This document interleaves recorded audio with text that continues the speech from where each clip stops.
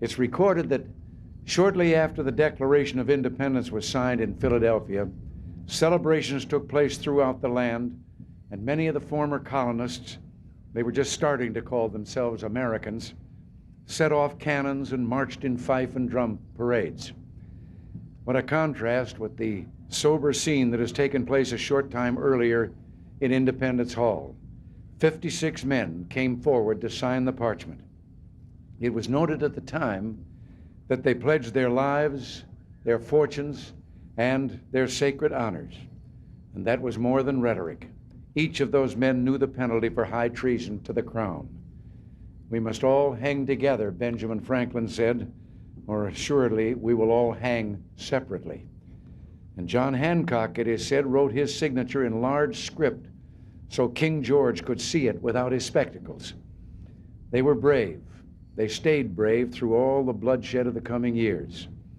Their courage created a nation built on a universal claim to human dignity, on the proposition that every man, woman, and child had a right to a future of freedom. For just a moment, let us listen to the words again.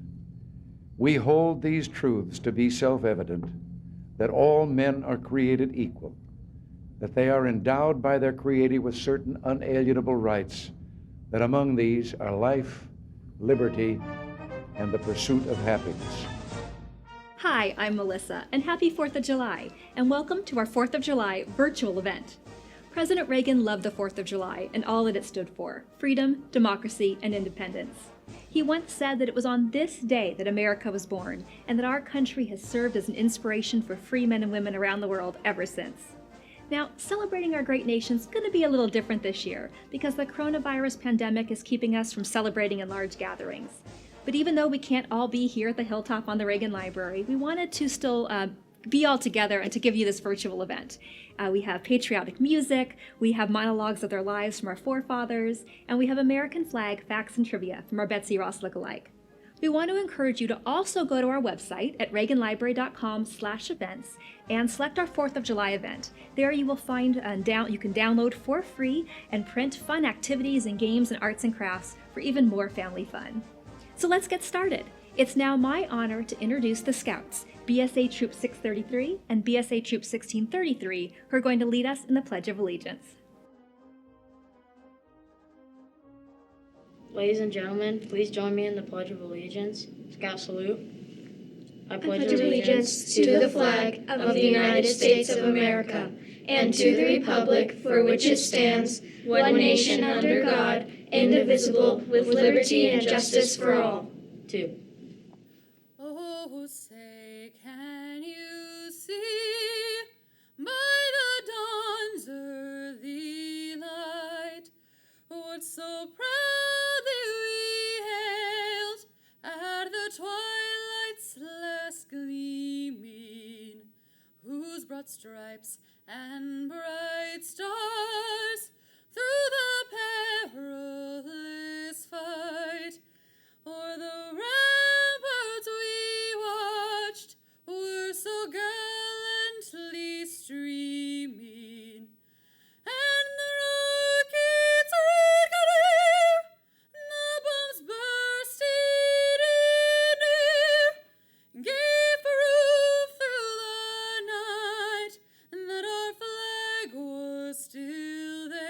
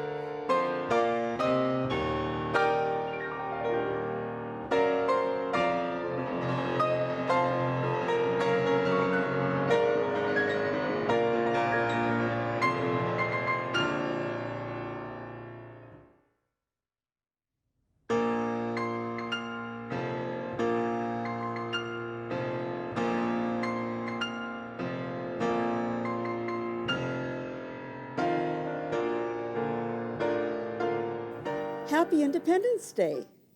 I am Elizabeth Griscom Ross Ashburn Claypool, better known as Betsy Ross. Today I'm going to tell thee about the flag, how it came to be, and how it has changed through the years. Whether you call the flag the Stars and Stripes, the Star-Spangled Banner, Old Glory, the Grand Old Flag, or the red, white, and blue, our flag has been a unifying symbol since the earliest days of the Revolutionary War. Every colony, township, militia, and branch of the military had their own unique flag. But it was when General Washington's troops were flying the Union flag just before the Battle of New York, and the British thought that we were surrendering, General Washington decided that we needed our own new unifying symbol. So the story of how I came to sew the flag is told. 3 gentlemen came to see me at my shop in Philadelphia. I was a seamstress, and the 3 gentlemen were General George Washington, Robert Morris, and Colonel George Ross. I looked at a pattern that General Washington withdrew from his breast pocket. It was a square with alternating red and white stripes, a canton of blue, and 13 6-pointed white stars placed willy-nilly. He asked me if I could sew this flag. Well, of course I could, if I could make a few changes. I suggested that the flag become a rectangle. I suggested that the stars be placed into a circle, lines, or an arc. He said to place them into a circle. It would be a new constellation in the firmament. And then I told the committee that I could sew the flag faster if I was able to use a 5-pointed star. If I folded a pattern just so, with one snip of a scissors, I could make a perfect 5-pointed star. Well, they agreed and gave me the money with which to purchase the red, white, and blue woolen bunting and the white cotton for the stars. It took me 7 months to sew the flag. I had to sew the stripes together, then the canton, and then add the stars to the canton, both on the front and the back, so that you could see the stars, whether it blew in the wind, whichever way. Finally, in December, I was finished. My flag was taken down to the docks, raised above a ship, and met with boisterous approval. It was immediately reproduced and used in battle. And on June 14, 1777, it was taken before Congress and adopted as our first national emblem, the Stars and Stripes. That was on our first Flag Day, too. The blue was made of indigo. The red of red madder, a deep red root, and then a tin mordant fixative was dyed into the worsted wool. And the colors represented red for courage and valor, white for innocence and purity, and blue for perseverance, loyalty, and justice. What would your design look like?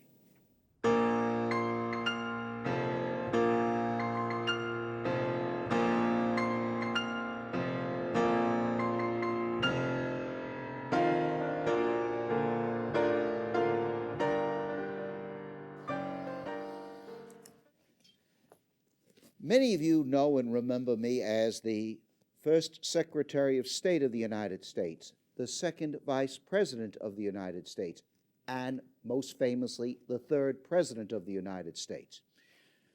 But I would like to be remembered for these 3 great achievements. President and founder of the University of Virginia, the author of Virginia's Statute on Religious Liberty, and most famously, author of the Declaration of Independence of the United States. It was very clear by the 1770s that the ties between Great Britain, the mother country, and the American colonies were beginning to unravel.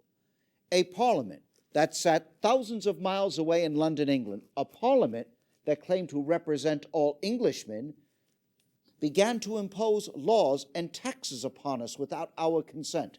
This parliament that was elected in England claimed to represent all Englishmen. But were we not Englishmen here in North America? Did we not have the rights of Englishmen? Where was our voice in that parliament? Where were our representatives? There was no one there in that parliament who spoke or represented for any of us. So we began to protest and petition to the king and parliament for a redress of our grievances. Eventually, the cry went out from the colonies: no taxation without representation. But the king and parliament continued to ignore and reject our protests and petitions. And then, in the spring of 1775, when the people of Massachusetts, of the colony of Massachusetts, stood up to protest against these injustices, the king and parliament responded by force of arms against the good people of that colony. We of the 13 American colonies decided to take action. We met as a Second Continental Congress in Philadelphia, Pennsylvania, that spring. I attended as one of several delegates from the colony of Virginia. It was there we voted to raise a Continental Army to resist British aggression. And to lead this new Continental Army, we chose as its commander-in-chief my fellow Virginian, George Washington. But it was quite obvious by 1776 there could be no reconciliation between Great Britain and the American colonies. And I will never forget that day of June of 1776, when my fellow Virginian, Richard Henry Lee, offered the following resolution: that these united colonies ought to and declare themselves to be free and independent states, and that we are to absolve ourselves from all ties from Great Britain and the British Empire. A committee was chosen to write such a Declaration of Independence. They included Roger Sherman of Connecticut, Robert Livingston of New York, John Adams of Massachusetts. Oh, I'm sure you all recognize his name. My predecessor as president, friend, colleague, and ally in wartime, later peacetime rival and opponent in politics, but now reconciled friend of letters.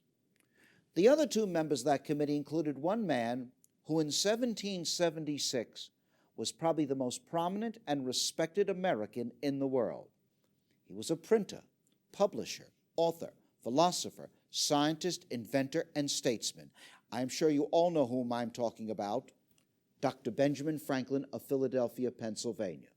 Oh, and the final member of that committee included yours truly, Thomas Jefferson of Virginia. But when it came to the task of writing such a declaration, it was quite obvious that it was going to fall upon the shoulders of Dr. Franklin, Mr. Adams, and myself. And I recall we approached Dr. Franklin and we said, "Sir, you must write this declaration, for you are the oldest and wisest among us." Dr. Franklin refused. Do you know why? He was afraid he might insert a joke into the declaration. And then I approached Mr. Adams. I said, "Sir, you have been most vocal on behalf of independence. It is you, and most outspoken. It is you who must write this important document." And then Mr. Adams said to me, "No, Mr. Jefferson, you must write it for 3 reasons. 1, I am a Massachusetts man, you are a Virginian, and a Southerner should be at the head of this business. Reason number 2, I'm suspected, obnoxious, and unpopular. And you, sir, certainly are not. And reason number 3, you can write 10 times better than I can." Well, with that encouragement, I returned to the Graff home where I was renting a room during that summer of 1776. And I was to spend the next 3 weeks of June and July writing what I wanted to be was an expression of the American mind and spirit. And as I was thinking and contemplating what I would write, I kept on thinking to myself, well, what gave us the right to declare independence? Upon which basis were we to declare independence? What were to be the founding principles of our new nation? And then I recalled my lessons as a student at the College of William and Mary many years ago. And I recall learning about natural laws, and I realized the same laws which exist in nature are the same laws that exist between human beings and their governments. And let me explain. When I take this apple and I mention the name of Sir Isaac Newton, we all think of the laws of gravity. It is gravity that causes the apple to fall. It is gravity that holds us to the planet Earth. And it is gravity that creates the order in our solar system and our universe. Now, what does this mean? Well, before the discoveries of Newton, Galileo, and Copernicus, many people believed that the Earth, as represented by this apple, was the center of our universe, with the sun, the moon, the stars, and all the planets revolving around us. But we know, thanks to the discoveries of Newton, Galileo, and Copernicus, that is not true. It is the sun as represented by my fist that is the center of our solar system, with the Earth revolving around the sun in its orbit every 365 days, as do the other known planets revolve around the sun in their orbit, and the moon revolving around us every 28 days. The same exact logic exists between human beings and their governments. Now, in my time, most governments were monarchies, ruled by kings and queens, many of them ruled by what they called divine right, that they ruled in the name of God, and that we, the people, were there to be their subjects, to serve his or her majesty. But ladies and gentlemen, the reason we organize governments is not for us to serve his or her majesty. We organize governments to protect our rights and our property.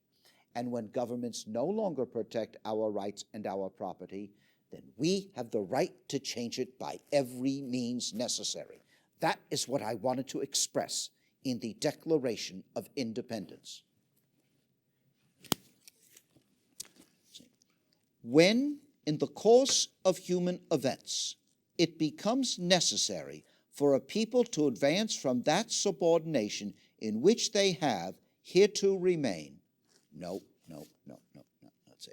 When in the course of human events, it becomes necessary for one people to dissolve the political bands which have connected them with one another, and to assume among the powers of the earth the separate and equal station to which the laws of nature and nature's God entitle them. A decent respect to the opinions of mankind requires that they should declare the causes which impel them to the separation. Well, you see, a nation is no different than any other living creature. We began in our infancy as settlements. We grew into our childhood as colonies. We developed into our adolescence as self-governing colonies, taking upon more responsibilities. And now we have become fully mature, adult, independent states. We hold these truths to be sacred and undeniable that, See, we hold these truths to be, yes, self-evident, that all men are created equal. And from that equal creation, they derive rights. See, we hold these truths to be self-evident, that all men are created equal, that they are endowed by their Creator with certain unalienable rights. Well, the whole idea and concept of rights, they do not come from governments. Governments cannot issue or give us those rights. We are given to them at birth by a power greater and mightier than any of us, whether we call that a God, Jehovah, Allah, a mighty spirit, Mother Nature, whatever you wish to call it, the same power that gave us those rights at birth are the same ones that created the order in our solar system and our universe. And no government can take them away from us. That among these rights are life, liberty, and property. Well, yes, we do have the right to own property. I think we would all agree on that. True, we are not born with property, but we have the right to pursue it. Ah, yes, life, liberty, and the pursuit of property. No. Now, it would be to our satisfaction to pursue it. Ah, yes, life, liberty, and the pursuit of satisfaction. No. See, life, liberty, and the pursuit of happiness. That, to secure these rights, governments are instituted among men, deriving their just powers from the consent of the governed, and that whenever any form of government becomes destructive of these ends, it is the right of the people to alter or abolish it, and to institute new government, laying its foundation on such principles, and organizing its powers in such form as to them shall seem most likely to affect their safety and happiness. As I said, the reason we organize governments is to protect our rights and our property. And when governments no longer protect our rights and our property, then we have the right to change it by every means necessary. That is what I wanted to express in the Declaration of Independence. And then I continued, in paragraph after paragraph, in clause after clause, detailing and outlining how the King and Parliament had violated their own laws against their own subjects in their courts, in their parliaments, in trade, in commerce, and on sea and on land. And then I condemned King George for the following. He has waged cruel war against human nature itself, violating its most sacred rights of life and liberty, in the persons of a distant people who never offended him. In the Northwest Ordinance of 1787, we forbid slavery in the new territories of the Northwest. I believe by keeping slavery out of those territories and admitting them into our Union as free states, that eventually this entire institution of slavery will contract and die. As President of the United States, I signed into law forbidding the importation of slaves into the United States after January 1st, 1808. But this issue of slavery, I am afraid, is a fire bell in the night for our young republic. And it is a question that will have to be faced, not by my generation, but by yours and future generations.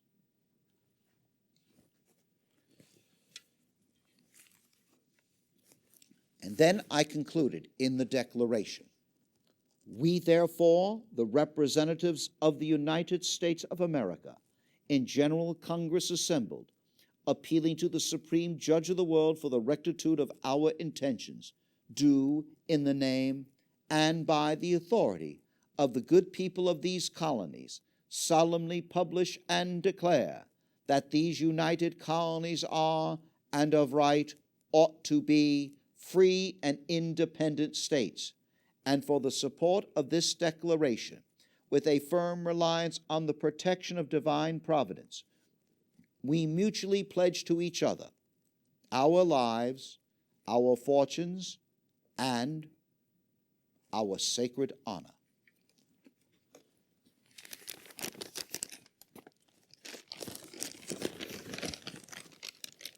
When I brought the Declaration before the Continental Congress, they argued and debated over it for several days, and actually deleting as well as editing much of the hard work and effort that I put into writing this important document.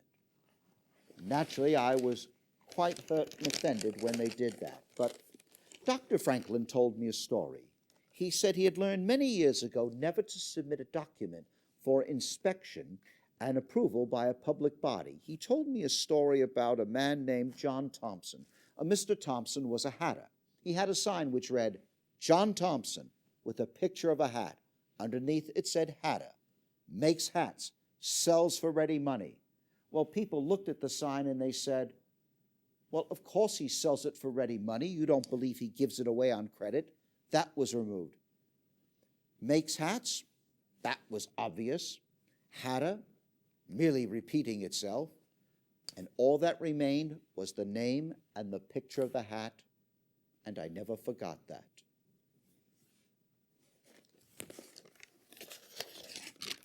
But when it came time to sign the Declaration, John Hancock, the President of the Continental Congress, was first to sign. He wanted his signature so large, he said, so John Bull, the symbol of Great Britain, could read it without his spectacles. But ladies and gentlemen, we were risking everything, not merely our homes, our property, and our wealth, but our families and our very lives. For if we lost, we would all be hanging at the end of a British noose. But after 6 years of armed struggle and 2 years of negotiations, we finally won our independence from Great Britain.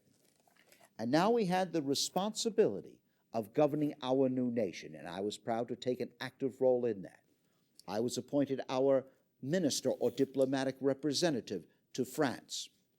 I served as the Secretary of State in President Washington's first cabinet, Vice President of the United States, and then, of course, in 1801, I was sworn in for the first of 2 terms as President of the United States.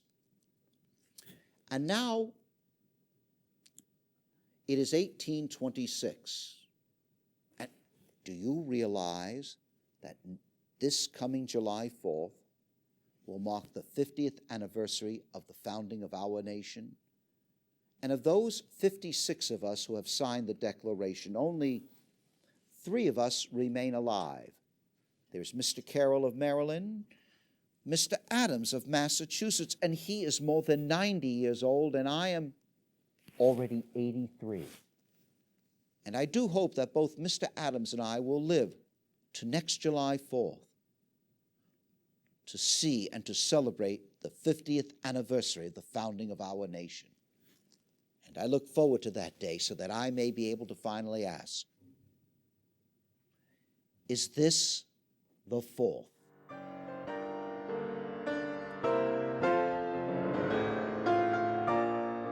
When the first Flag Act of 1777 was passed by Congress, it only outlined the essential elements of the flag: the star, the stripe, and the canton.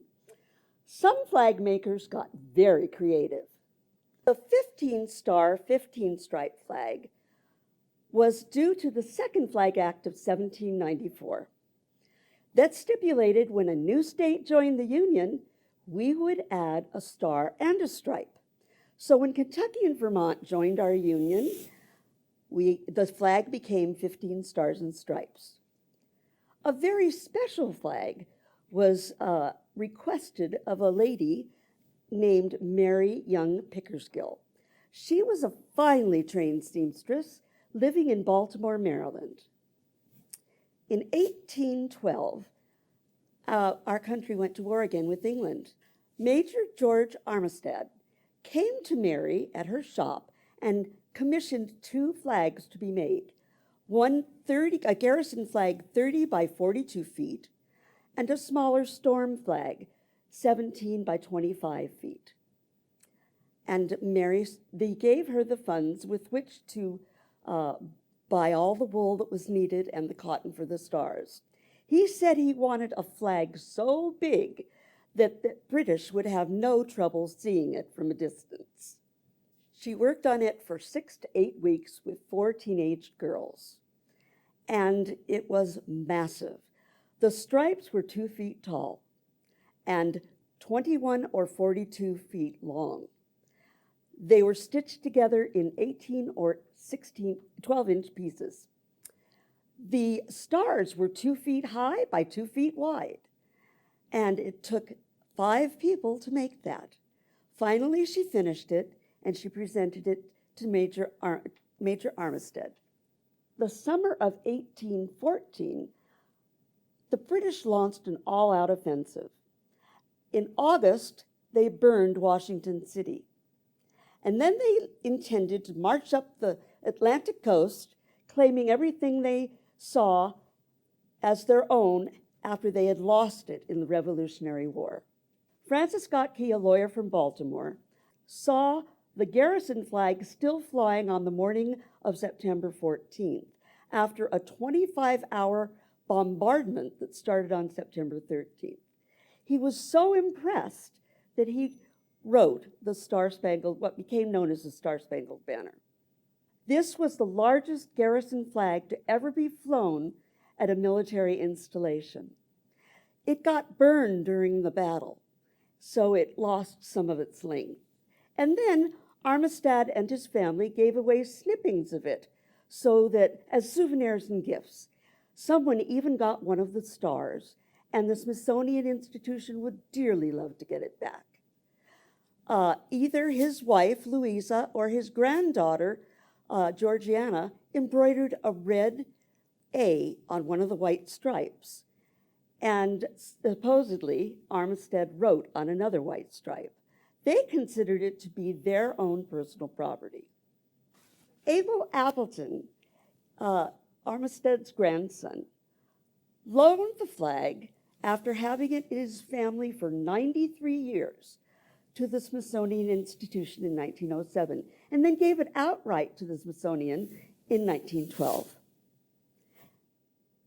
Congress started to realize that if we added a star and a stripe every time we added a new state, the flag was going to look rather strange. So in the Third Flag Act of 1818, it restricted that the flag be only 7 red stripes, 6 white stripes, a canton of blue, and 5 pointed stars. And each time a new state was added to the Union, it would be only a star that would be added to the flag. Good afternoon, ladies and gentlemen. My name is Abraham Lincoln, and I'm the 16th President of the United States. I've come here today to tell you a little bit about my life, how it was when I was a boy, and what I accomplished while I was president. But before I start in, I always like to gauge my audience. I like to know, how much do you know about presidents? So I'm going to ask you a series of questions about presidents, and just shout out the answer. Who can tell me who the very first president of the United States was? That's right, George Washington. How about who was the tallest president? Abraham Lincoln. Who was the first president who wore a beard? That's right, Abraham Lincoln. I do have a beard story because I didn't always have the beard. A lot of people know me as a man with a hat and a beard, but I was a clean-shaven man until I was 51 years old. When I was 51, I was a candidate for the presidency, and I got a letter from a young girl. Her name was Grace, and she said, "Dear Mr. Lincoln, I think that you'd look a lot better with your face covered up with whiskers. If you'll grow a beard, I'll get my father and my 4 brothers to vote for you." Well, I needed the vote, so I grew the beard. Can anybody tell me why she didn't say, "I'll get my mother and my 2 sisters to vote for you"? That's right. It's against the law for women to vote in my day. A couple more presidential questions. Who was the first president who played the harmonica? That's right, Abraham Lincoln. Who was the first president elected by the Republican Party? Abraham Lincoln, good. And whose picture is on the $5 bill? Abraham Lincoln. Okay, one more question, just so you seem to know your presidents pretty well. Who was the first president who was born in a log cabin? Wrong. It was Andrew Jackson. But I was born in a log cabin. I was born in the far western frontier of America, way out west in a place called Kentucky. My parents were farmers, and we were poor. There's a lot of differences between my day and today, and I want to point out a couple of differences. One is the floor in your house is is made out of wood or carpet. The floor of our house is made out of dirt. Another difference is you've got glass in your windows. That glass keeps the cold air out and the warm air in. At our house, we couldn't afford glass. We just cut a hole in the logs and it was open to the outside. Still another difference, and I think this is the biggest difference. I'll just ask you, raise your hands if you have more than 3 books in your house. Because you see, we only had 3 books in our house. A couple of reasons why. One was books were expensive and we were poor, but more importantly, neither one of my parents could read. Want to know the names of the books? Okay. We had a book called The Life and Times of George Washington. He was my hero. Another book we had was Aesop's Fables. Yeah, you know that. It's a book, you know the story of the tortoise and the hare? Yeah, you know that book. And the third book we had was the Bible.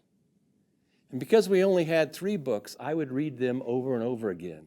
I'd read one, finish it, and go to the next one. Then I'd go back to the first, and then the third. In fact, I read a little bit from the Bible nearly every day of my life, even while I was president. Well, there's a lot of work that you got to do on the farm. And one of the jobs that I had was I had to cut down trees with an axe. When I was 10 years old, my father gave me an axe, and we had to clear the land off because we needed the land to farm, and we needed the wood to keep our house warm. We also needed the fire, the flame, in order to read at night. Because you would think if I wanted to read, I'd just light a lantern. But lanterns were expensive, and we were poor. So if I wanted to read something, I'd sit next to the fire, and I'd tilt the book towards the flames, and that way I could see. Well, I got really good at chopping down trees. I got so good that my father hired me out to neighbors, and I'd go work for them. I'd go cut down their trees. I'd come home late in the afternoon, hot and tired, and the neighbor would come over, and he'd give my father a quarter, which was not a bad wage for a day's work. But I didn't like that arrangement because I was the one who was doing the work, but it was my father who got the money. In fact, I didn't like farming at all. And I knew when I was a boy that I didn't want to grow up to be a farmer. So as soon as I could, I struck out on my own. When I was 19 years old, I left home, and I figured out a way to get rich. And this was my plan. A friend of mine and I built a flatboat. Now that's a great big boat with a flat top. There's no motor and there's no sail. And we loaded that boat up with all of the goods we could get our hands on. Wheat, corn, barley, molasses, even some live hogs. And the plan was we would float that boat down the Mississippi River. And when we got to New Orleans, we'd sell those goods for such a tremendous profit, we'd be rich. Pretty good plan, don't you think? Well, there are 3 things I can tell you about my flatboat trip. First is, we didn't get rich. We made money, but not enough to be wealthy. Second thing is, that trip took us 6 weeks. That's a long time to be laying around on a flatboat. But I didn't waste that time. I used that time wisely, because that's the time I used to learn how to play the harmonica. And you remember that I was the first president who played the harmonica. Well, just in case you forgot, I brought one here today. This is another difference between my day and today. In my day, when we wanted music, we had to make it ourselves. So I'm going to play you a song, and you can sing along if you like.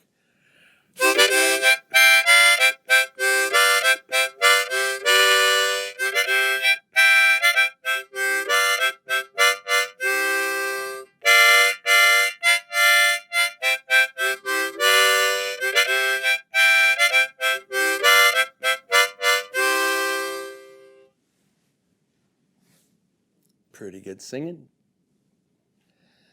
Well, the third thing about my flatboat trip you ought to know is that's where I saw for the first time the institution of slavery.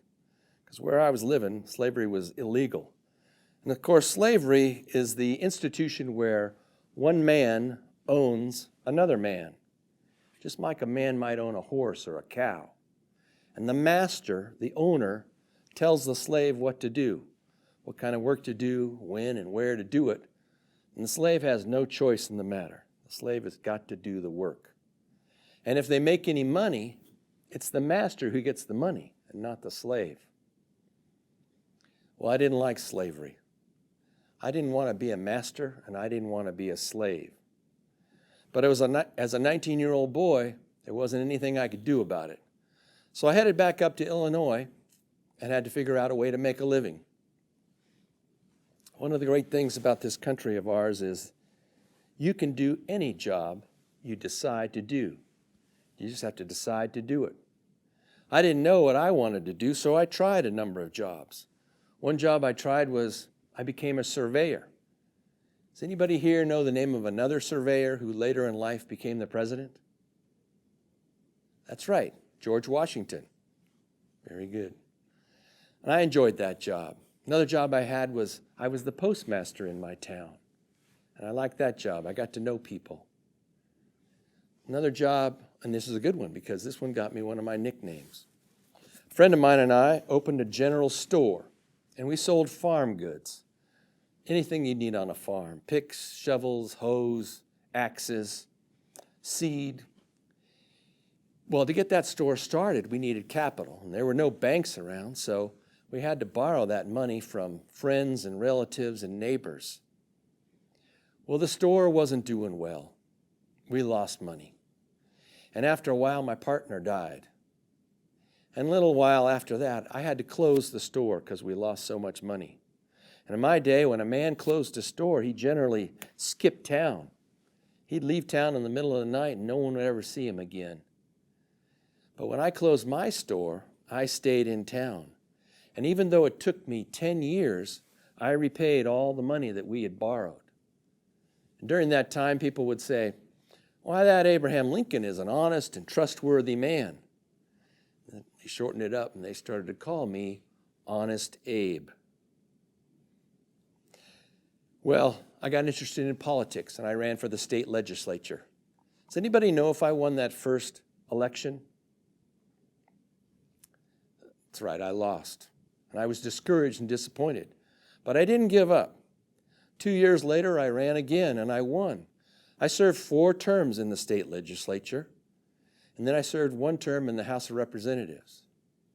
During that time, I decided to become a lawyer because I thought that much of politics was made up of law, and I needed to learn a thing or two about law.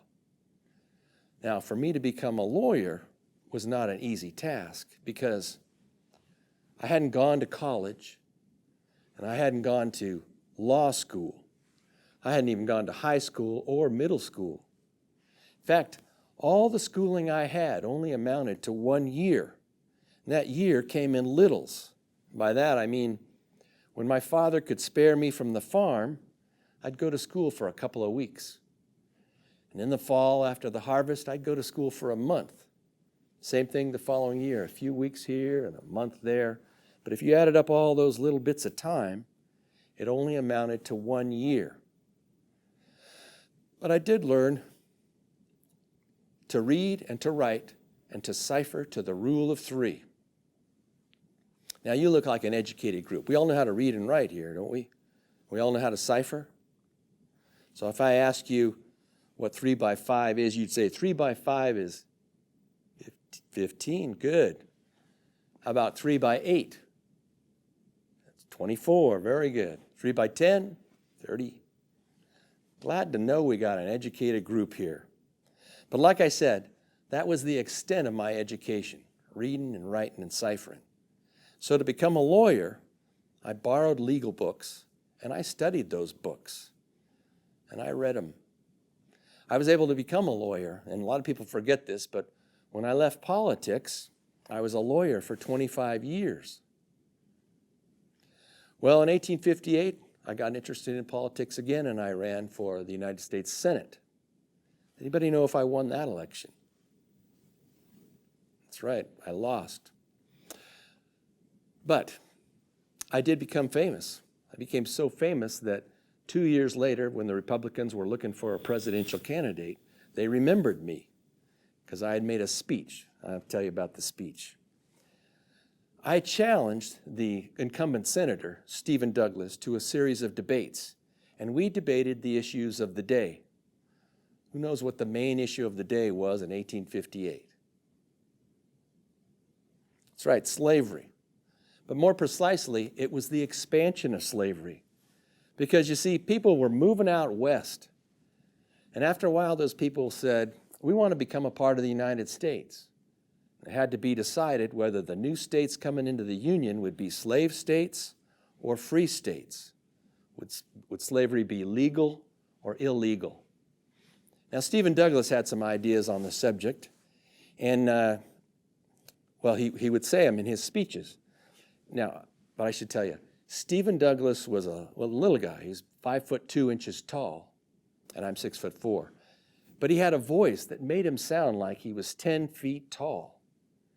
And he would say things, and they sounded just like this. Slavery is neither good nor bad.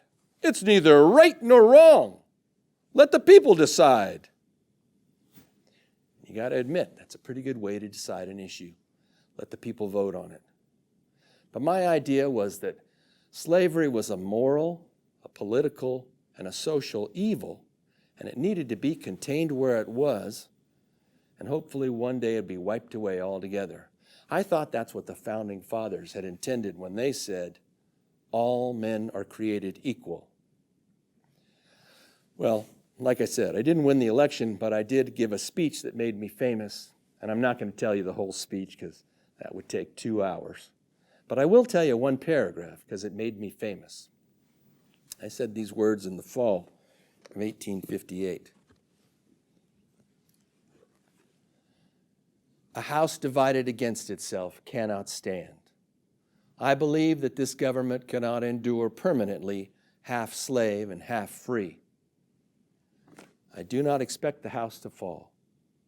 I do not expect the Union to dissolve, but I do expect it will cease to be divided. It will become all the one thing or all the other.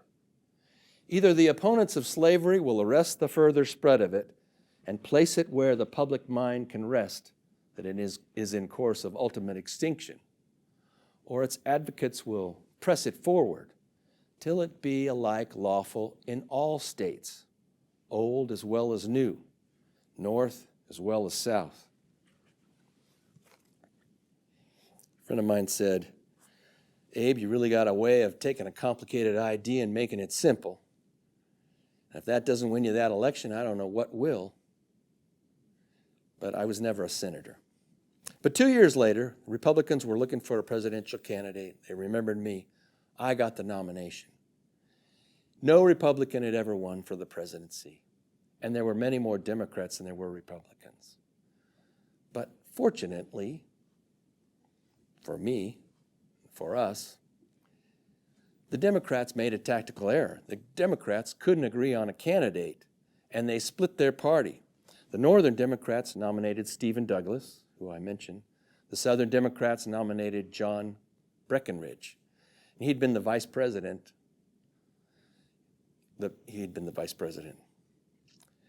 Well, by splitting the party, they split the vote, and I won. I won with the minority. More people voted against me than voted for me, but I won.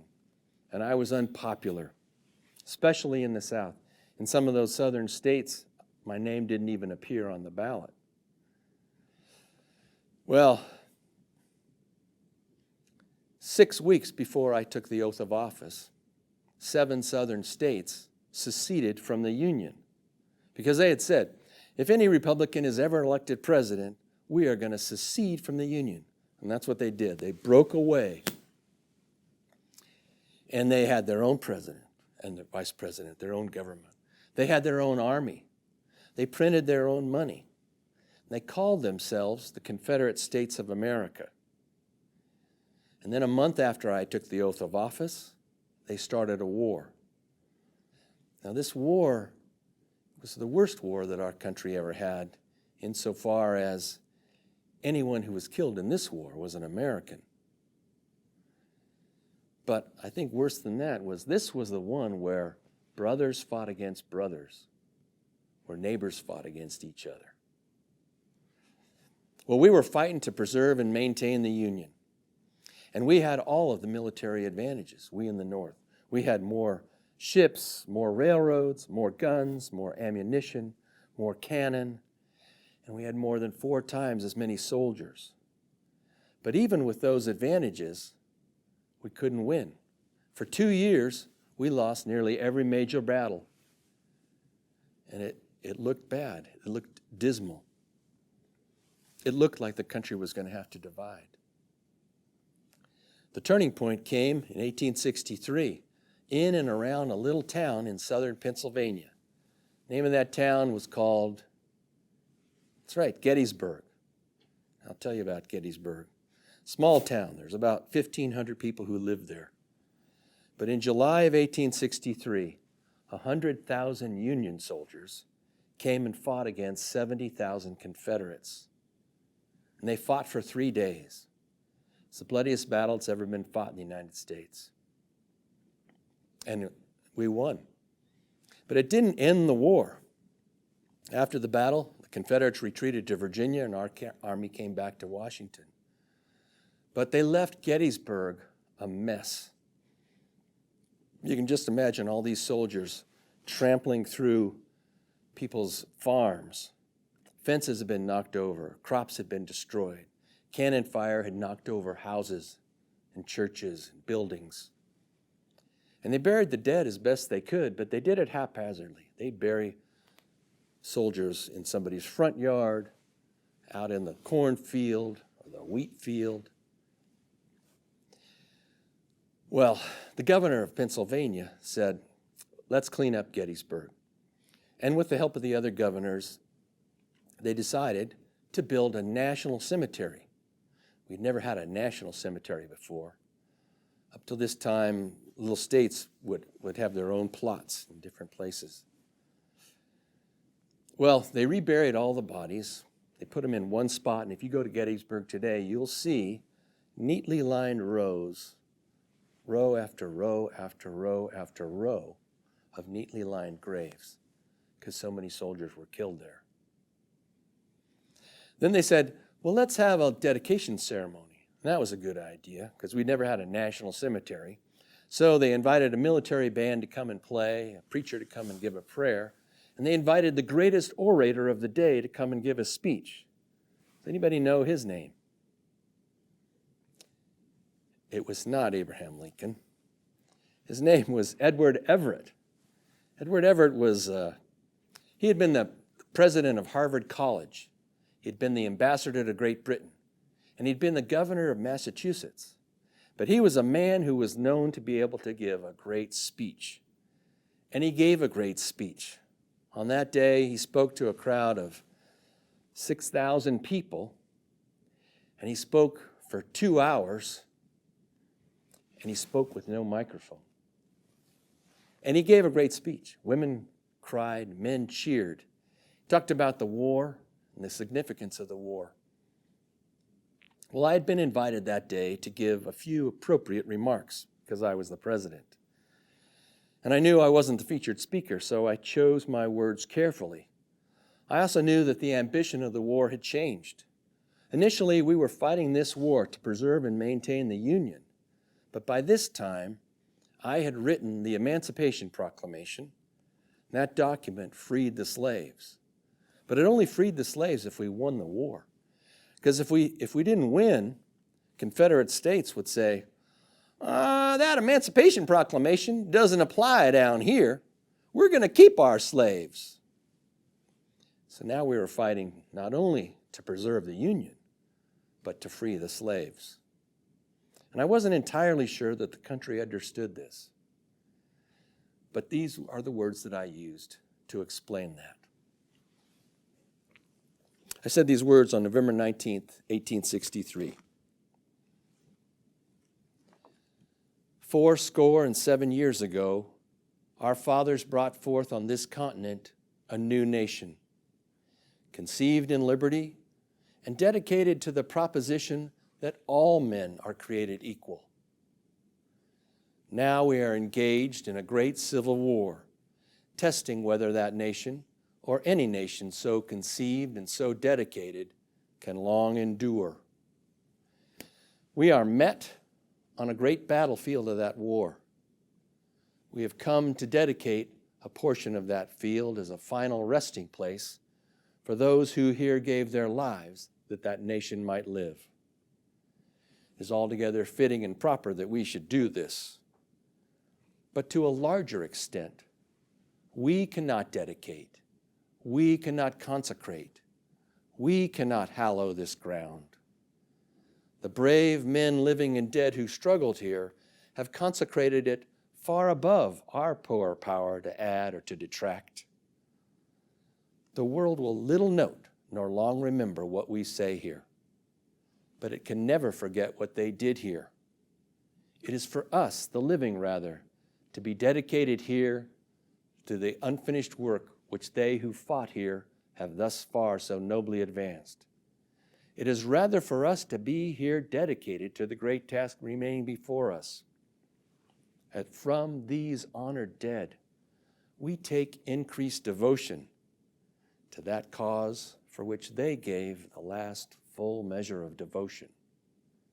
That we here highly resolve that these dead shall not have died in vain, and that this nation, under God, shall have a new birth of freedom, and that government of the people, by the people, and for the people shall not perish from the earth. Well, like I said, we won the battle, but we didn't win the war. The war went on for another year and a half. Following summer, I had to run for re-election.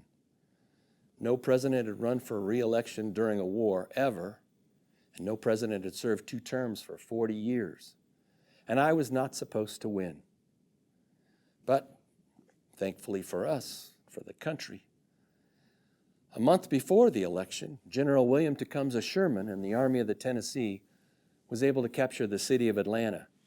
When he got Atlanta, the largest city in the South, people understood that we were going to win, and they voted for me. I won with the largest margin of victory that I ever had. Well, I got to thinking about my second term, and I thought, we're going to win the war. But we have 3 major problems that need to be taken care of. First problem was slavery.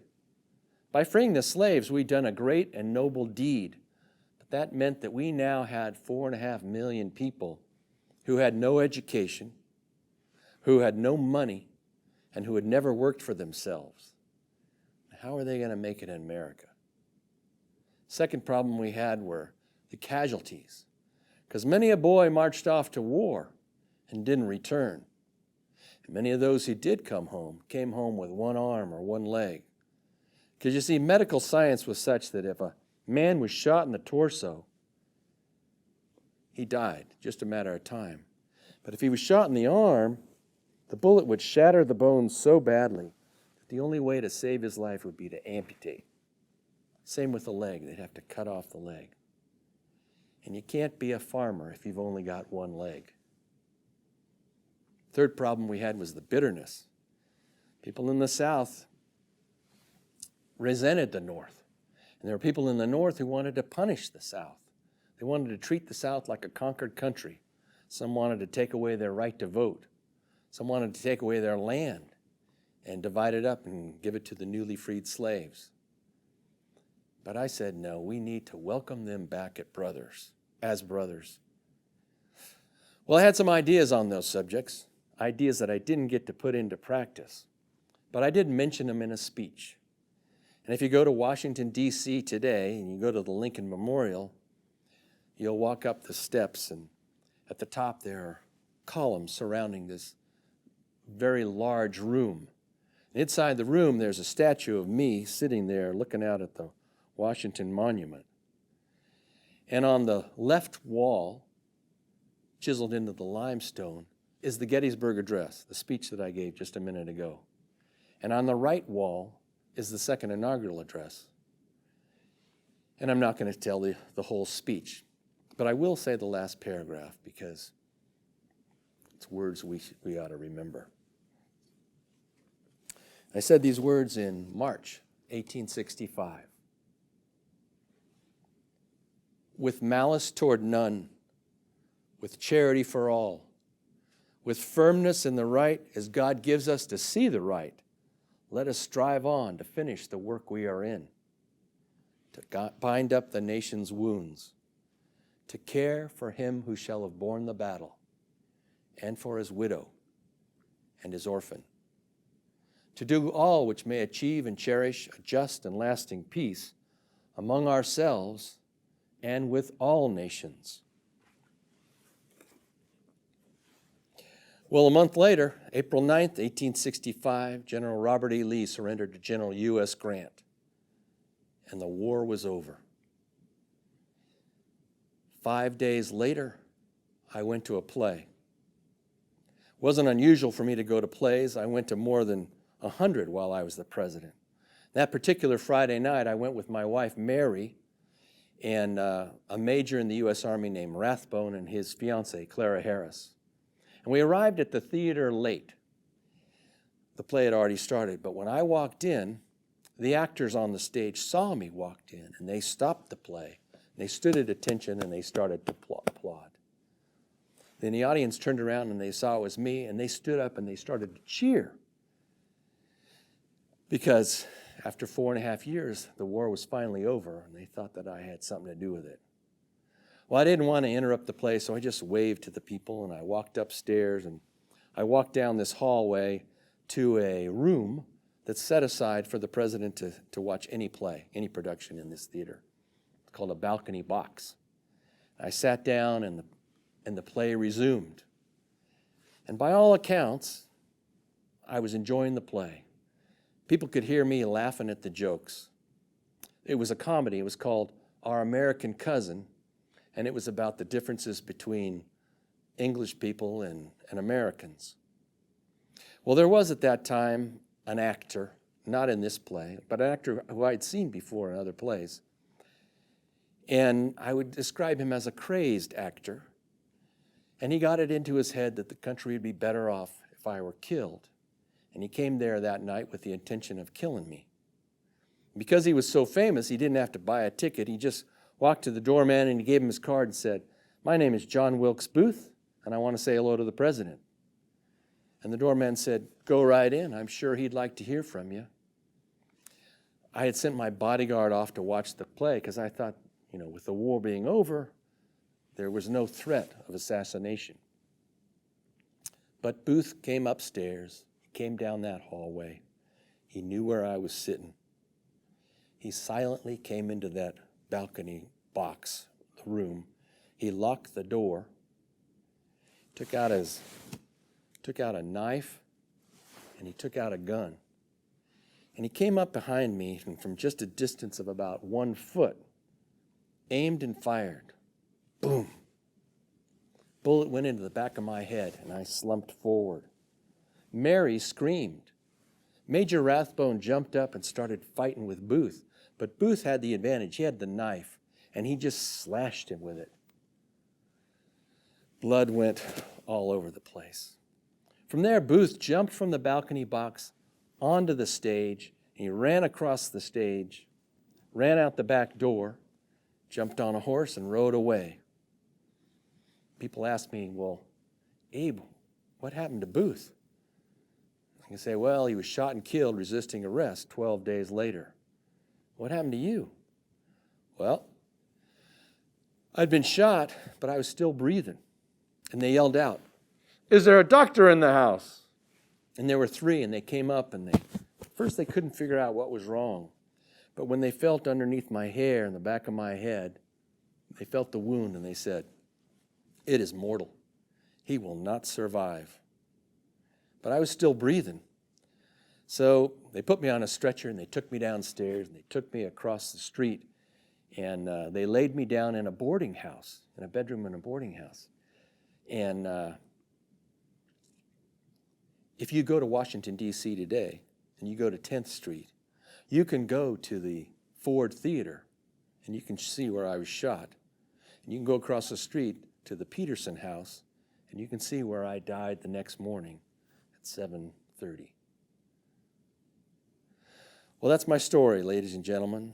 That's the story of a man who was born to poverty and illiteracy, and yet who grew up to become the greatest president that our country ever had.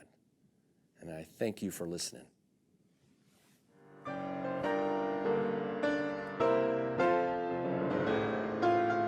Old Glory, as it was called, was owned by Captain William Driver, a seamaster from Massachusetts.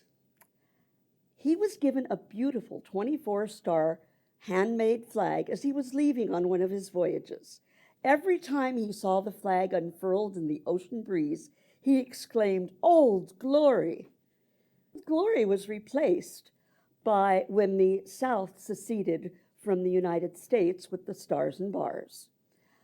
Even though the state seceded, Abraham Lincoln would not allow any stars to be taken off the Union flag. And in fact, there were 4 versions of the Union flag flown during the Civil War that contained 33, 34, 35, and 36 stars. President Eisenhower determined that we needed a new flag in 1958 because Hawaii and Alaska were joining the Union. The gentleman who designed it was a schoolboy, and he did it as a class project. He designed it and got a C. But his teacher said if he revised it and submitted it to Congress and it got adopted, he would get an A. He did. And that is how we have our flag that stands today. 5 rows of 6 stars and 4 rows of 5 stars.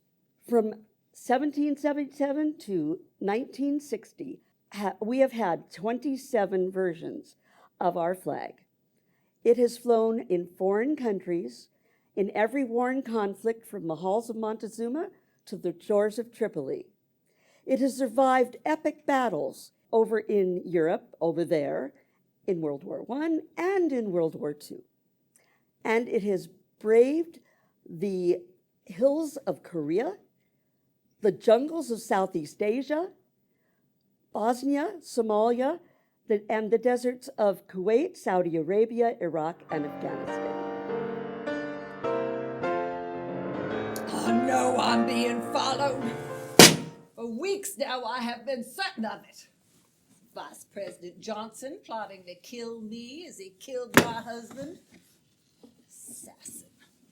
Inebriate. I never liked him. Nor was I impressed with the rambling, inebriated speech he gave at the swearing-in ceremony, a performance my husband attributed to illness. Treated with a tankard of brandy, I should say. What should I do? What should I do? I shall finish my letter to my dear friend Sally Orne, whose very wealthy husband was a major contributor to the Republican Party. My dear Mrs. Orne, my own intense misery has been augmented by that same thought that that miserable, inebriate Johnson had something to do with my husband's death. Why was that card of booze found in his box? Certainly some acquaintance existed. I have been deeply impressed with the harrowing thought that he had an understanding with the conspirators and that they knew their man. Did Booth not say there was something he would not tell? There is, as they say, honor amongst thieves. No one ever heard of Mr. Johnson regretting my dear husband's death. He never sent me a line of condolence. As sure as you and I live, Johnson had something to do with it. My fate is unknown. His fate will be to suffer.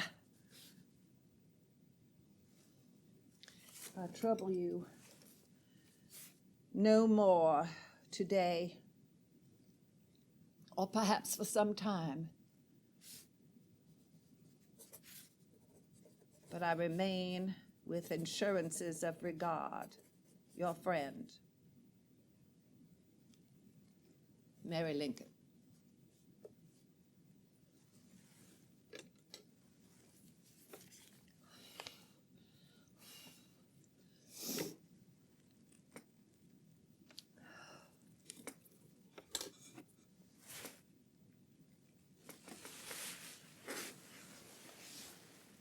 I never knew when my husband's body was returned to the White House. Alone in my room, I could hear the pounding of the rain against the windows, the muffled voices of hundreds of people, the hammering of the nails into the platform that would hold his coffin, and the mournful tolling of the church bells. I never saw the East Room draped in black with crepe hung over the windows and mirrors and swathed around the columns and the chandeliers. He was there for 3 days. And then he was moved to the Capitol building, the great rotunda where thousands of visitors paid their respects. Mrs. Lincoln did not make an appearance. No, I did not.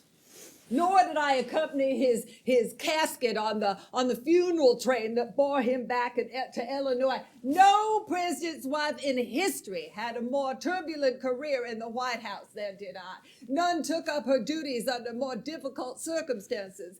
None were so harshly criticized and none so vulnerable to criticism. It's said that my efforts to help my husband were hampered from the beginning by impertinent nature, a loose tongue, and a mind full of quirks and delusions. Quirks and delusions. I suffer from hysterical bladder and frequent urination, but there is no history of insanity or drunkenness in my family, not in the family of a well-bred Kentucky lady, I can tell you that. They tried to make it so. Bellevue, 1875. What was that horrible lawyer's name? I don't remember. Mrs. Lincoln? Are you aware that your medicine contains opium? Certainly not. I would never take such a thing, except on the advice of my doctor, and only maybe a little for my excruciating neuralgia. Well, Mrs. Lincoln, you have been taking this for years, and you take 3, 4, 5 times on the amount on the side. Your body has become habituated to it. Well, what are you saying to me? That aside from being insane, I'm also a drunkard, an opium eater? The very idea that simply because I may on occasion take a little laudanum for my truly excruciating headaches, that I would then guzzle such a thing of my own volition? That is an insult, sir, and the rankest sort of insult that a gentleman could make towards a lady. Were you in my home, I would show you the door. When I got home, I took a drink from the bottle that had been left on the table.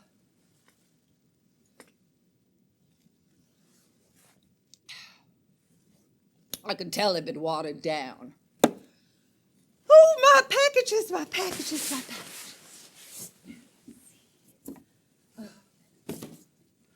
One, 2, 3, 4. Well, I know there's 17 pairs of gloves and 36 handkerchiefs.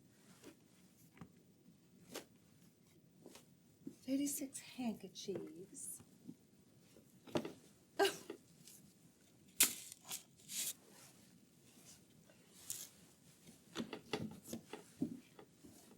And I know this lace tablecloth will just be wonderful when I finally have a house of my own again.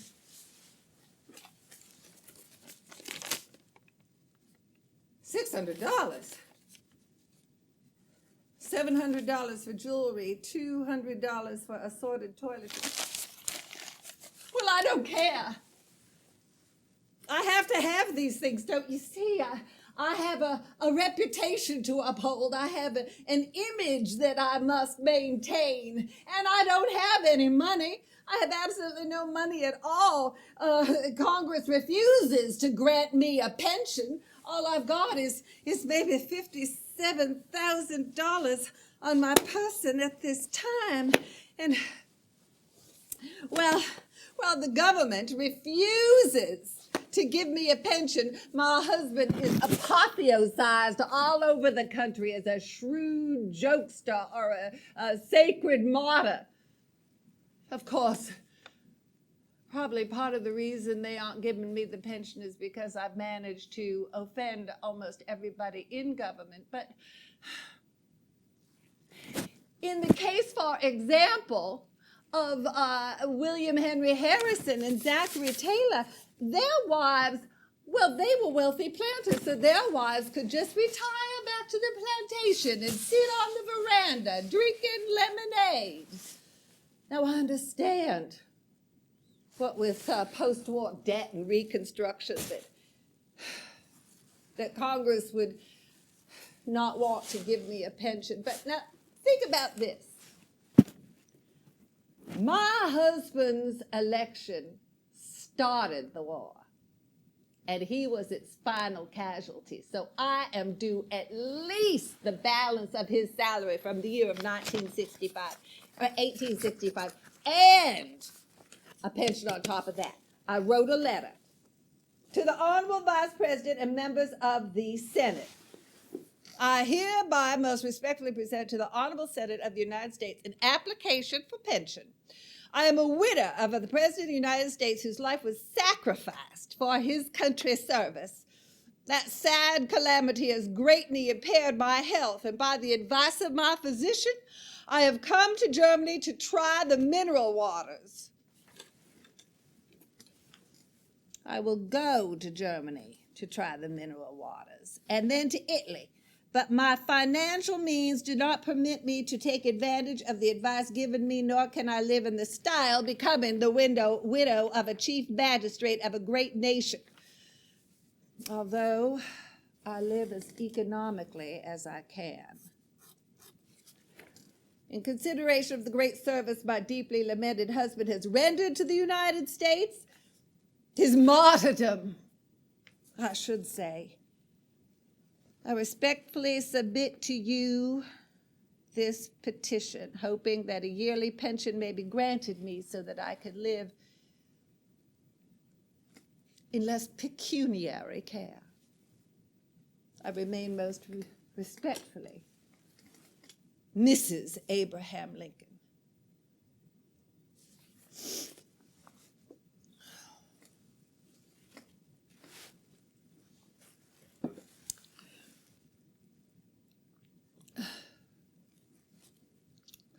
Lincoln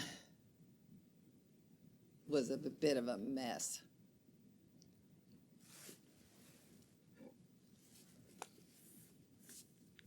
His hair was too long. Forever looked like a hurricane had passed over it. When he ran for senator of Illinois, I bought him a black suit and a black silk cravat. He looked, well, if not like every other man, at least a man of education and distinction, not some shambling backwoods lawyer.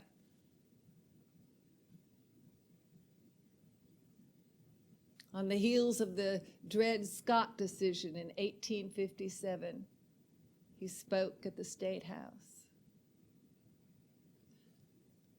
A house divided against itself cannot stand. He was mesmerizing. He looked like a senator.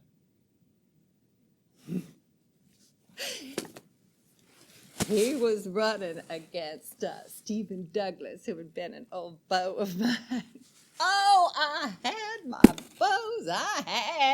my beaux. I was once known as the very creature of excitement. Now I'm just called insane.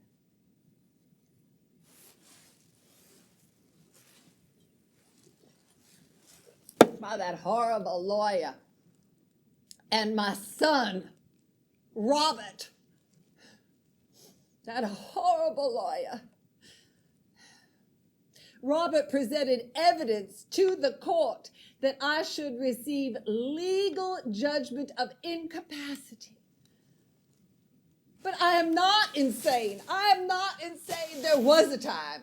There was a time. It was after Willie died, my third child. He was the most like my husband. And when he died, I just about lost my mind. Father was so worried about me. He took me to a window and he pointed to a building not too far away. He said, "Mother,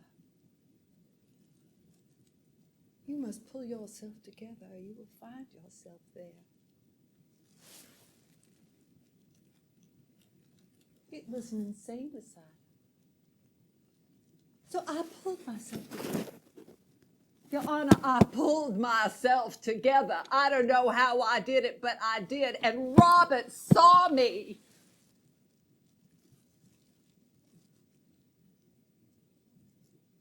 Three months after being incarcerated in Bellevue Place, I engineered my escape.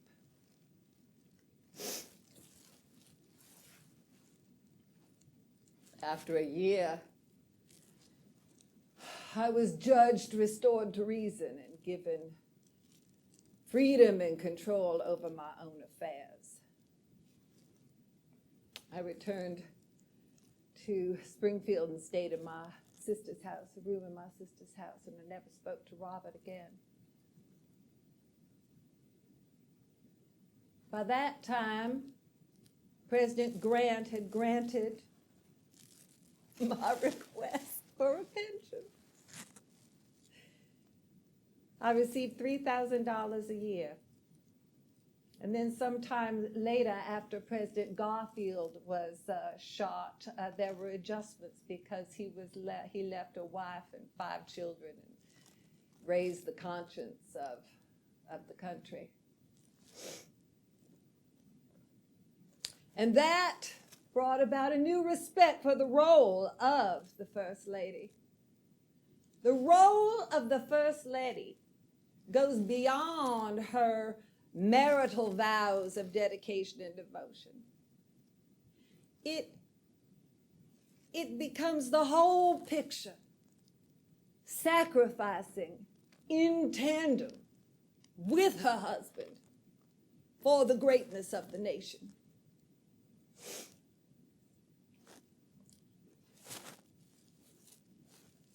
I was holding my husband's hand when he was shot at Ford's Theater that night. I've been holding it ever since. I'm holding it now. Time will not soften it, nor will I ever reconcile myself to my loss until the grave passes over me. And I am once again united with him.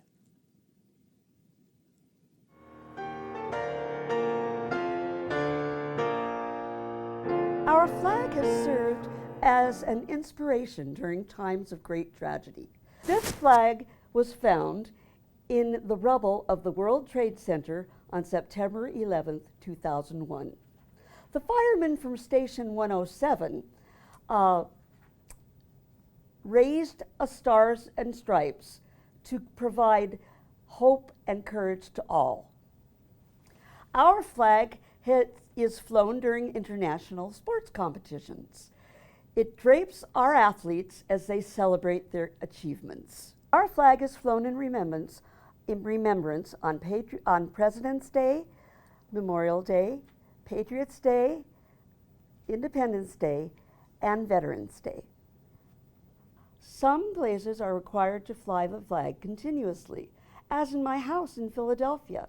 It is the only private residence required to fly it continuously. They may say, what about the president's house? Well, that's not a private residence. It belongs to all Americans, and we get to choose who lives there every 4 years, do we not? It is flown over Fort McHenry and the houses of Mary Pickersgill and Francis Scott Key in Baltimore, Maryland. 50 flags continuously fly around the Washington Monument. Our flag flies at the South Pole. It is one of 12 flags representing the original signers of the First Antarctic Treaty. Our flag flies on the moon. It was placed there by astronauts from Apollo 11, 12, 14, 15, 16, and 17. Sadly, Apollo 13 never made it to the surface. This flag is on the surface of the Phoenix Land Rover on Mars. I believe someday our flag will fly on another planet in the solar system and beyond.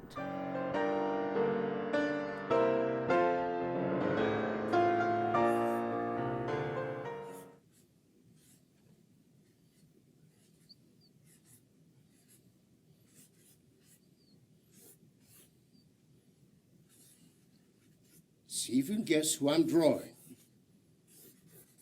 You might be pleasantly surprised.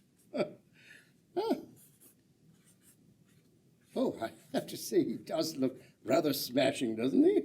Oh, vanity thou art, an empty vessel. Do you recognize me? Aye, 'tis true. I am Benjamin Franklin at your service. Dr. Benjamin Franklin, to be precise. Yes, I was America's first political cartoonist. You may or may not know that. Well, it is good to see thee. Now the questions get a little more difficult, though. What am I famous for?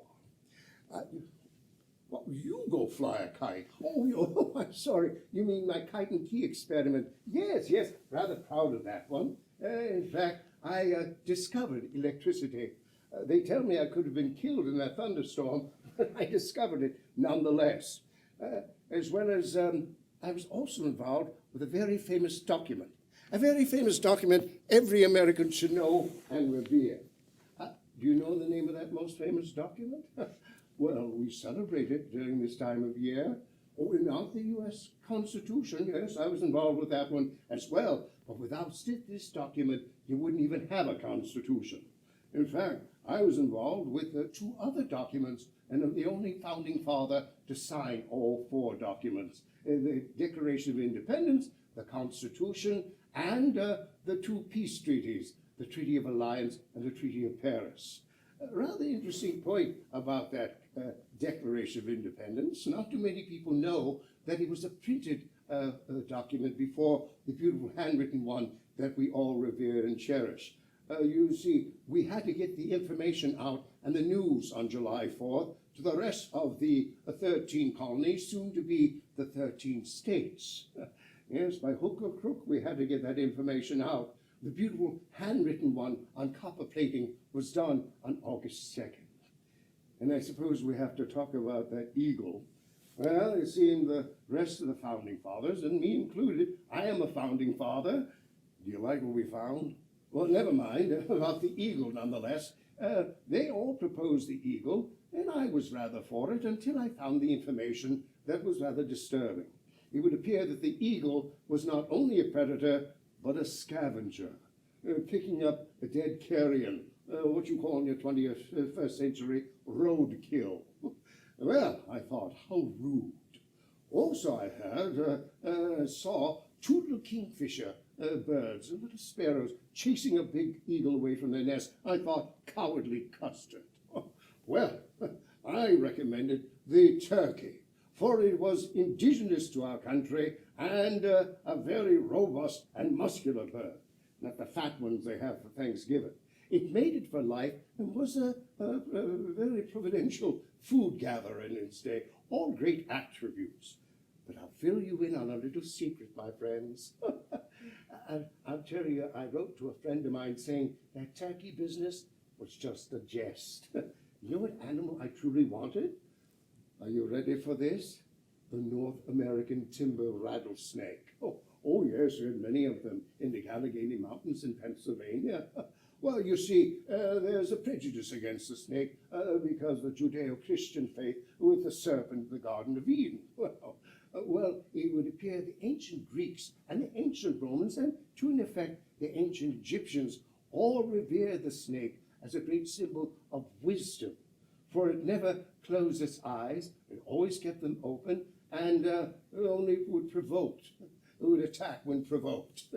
All admirable qualities. In fact, Hippocrates used the snake on his caduceus, the symbol of medicine and of great wisdom and truth.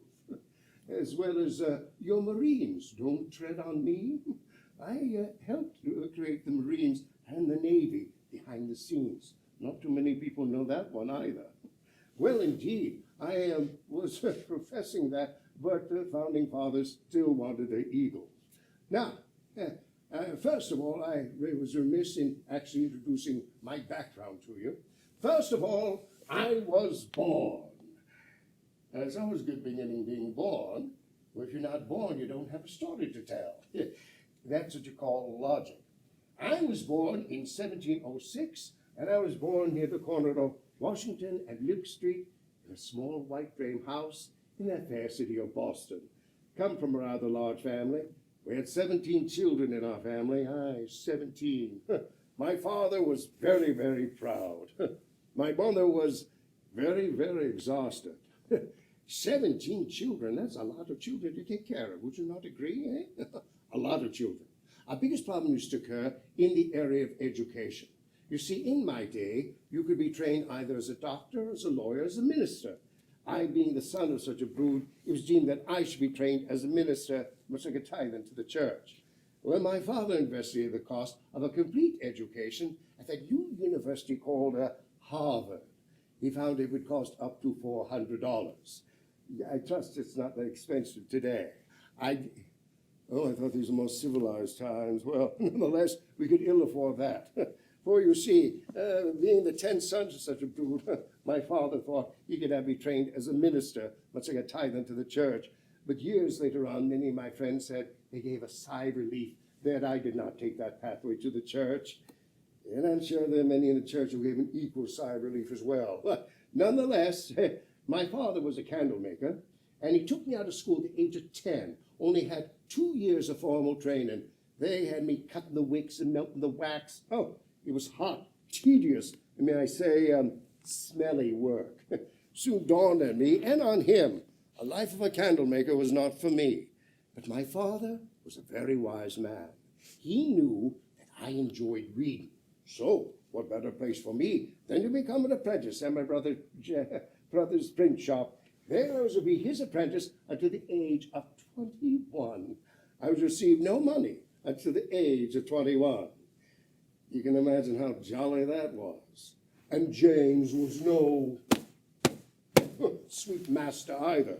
But I persevered, became a printer for over 30 years, proved to be, if I may be so boastful, quite successful. In fact, so successful was I that I retired at the ripe old age of 42 and became one of America's first millionaires.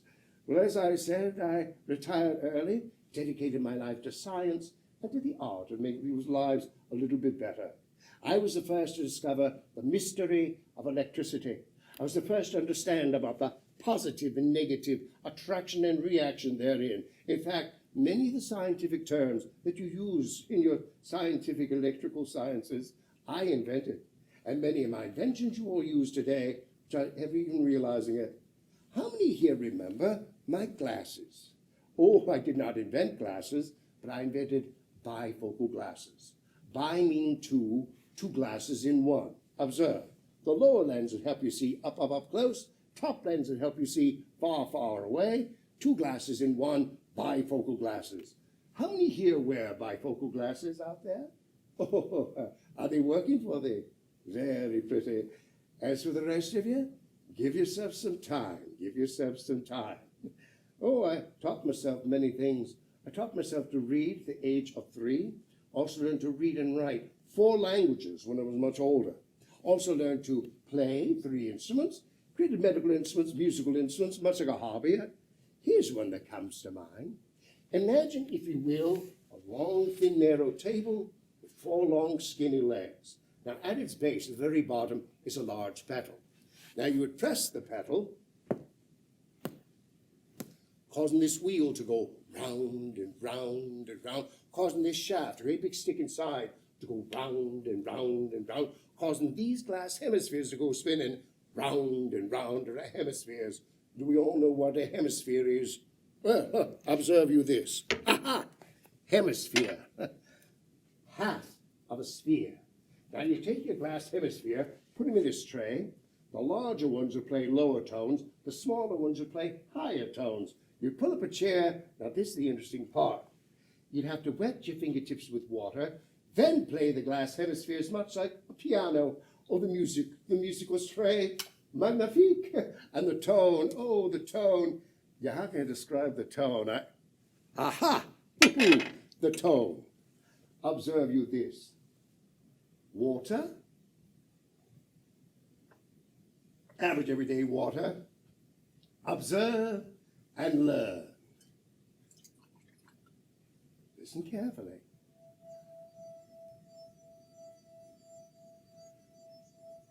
Very pretty.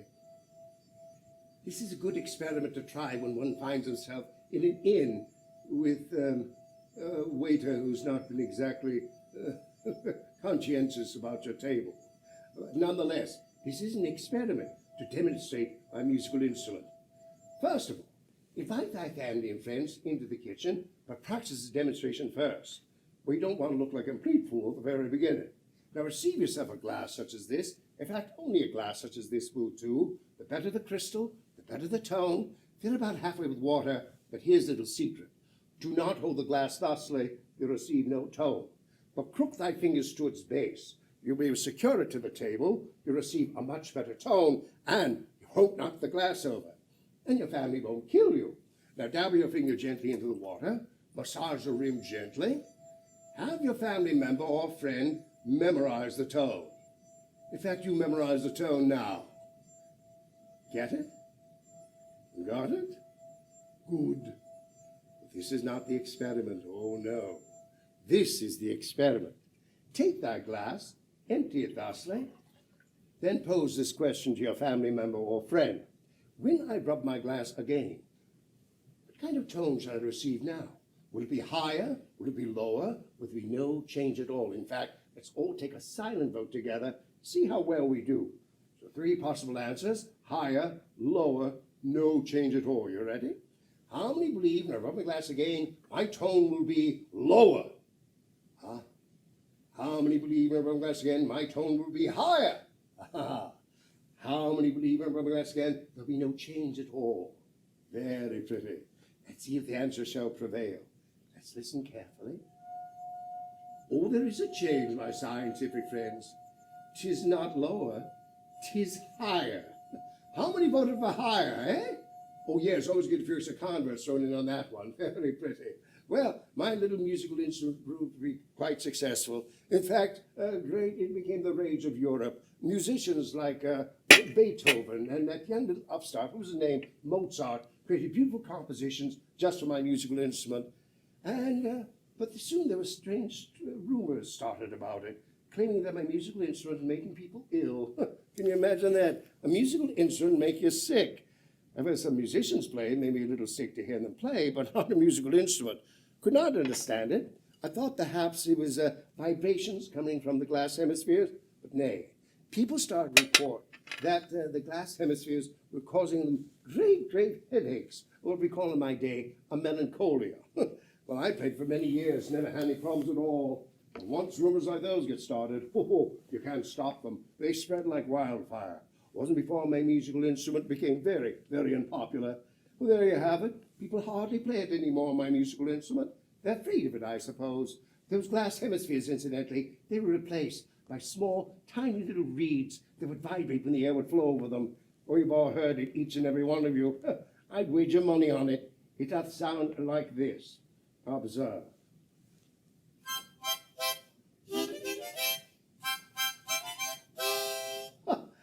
What do we call this? Yes, harmonica. Now you can guess the name of my musical instrument. Say harmonica. Drop the H. What do you have? Harmonica. Very pretty. Otherwise known as Franklin's glacé harmonica or Franklin's glass piano. So you see, in a roundabout way, I invented your harmonica of today with my harmonica of yesterday. Of course, I was involved with other inventions as well. I actually took a chair, made it so I had like a table in a chair, which you still call today in your 21st century the school desk, as well as another chair that would open up to a series of stairs, much like a ladder. I believe you still call it your kitchen stool. I also took a chair, cut off the lower legs just a little bit behind, attached long wooden rims on each of the legs, so it gave a thrusting motion, so a mother might unsteady her child to sleep. Today we call this the unsteady chair. Rocking chair indeed. Oh, incidentally, I never asked for a patent for any of my inventions. I felt that for the betterment of mankind, that was payment enough. Well, it was nice meeting you, and I'd like to leave you with a little thought on this 4th of July celebration. Observe you this, that Declaration of Independence that we discussed before is merely but a piece of paper, nothing more, nothing less. Much like this flag is merely but colored cloth, nothing more, nothing less. In fact, they mean nothing, nothing at all. It's only until you bring your imagination, your compassion, and your courage, then these symbols doth come to life and truly have meaning. Would you not agree? Very well. So I leave you this parting little piece of advice. Hardly do me the honor, my friends, whether you're young or old, to continue to read, read, read. And always seek the possibility, no matter how odd, of the why. So I leave you, your most obedient and faithful servant, Benjamin Franklin. Au revoir.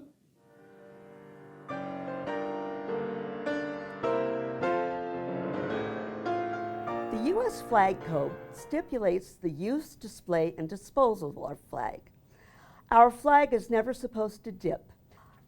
This tradition comes from the 1908 Olympics in London, where each country was asked to dip their flag as they passed the viewing stand of King Edward VII. Our captain, Martin Sheridan, said, "This flag dips to no earthly king." The flag, if it is flown at night, is supposed to be illuminated. And if it is, now with the advent of nylon, it can be flown in the rain without ruining the red, white, and blue woolen bunting. If it becomes too ragged to serve as a proper symbol of our country, then it must be disposed of properly and with respect. The flag code states that the flag or a representation of it should not be used in anything that can be worn or thrown away. However, it is not enforced, because if it was, it would conflict with the First Amendment of freedom of speech and expression. So this gentleman can wear this beautiful flag. So whether our flag is cloth or nylon, large or small, a trinket or a wonderful piece of clothing, our flag is not like no other. Born from necessity, our flag endures and deserves constant attention and respect. Long may she wave o'er the land of the free and the home of the brave.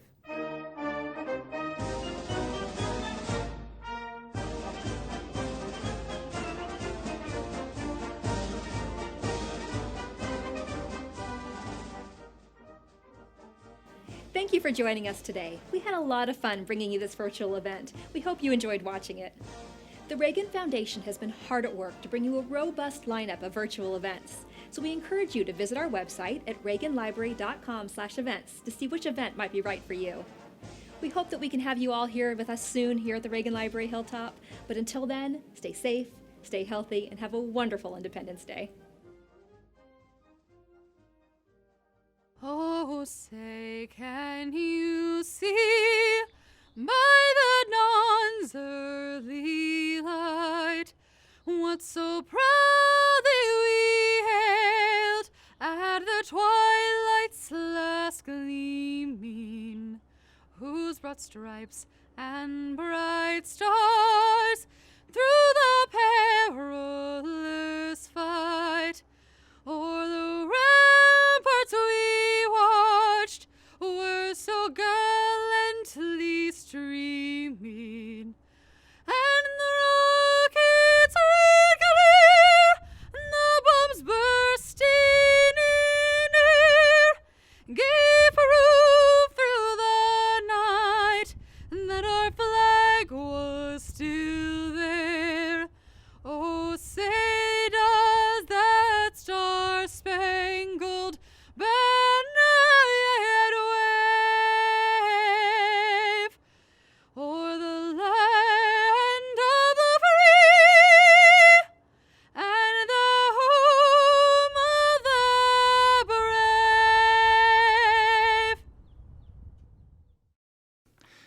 love the 4th of July. I enjoy picnics and fireworks and long summer days.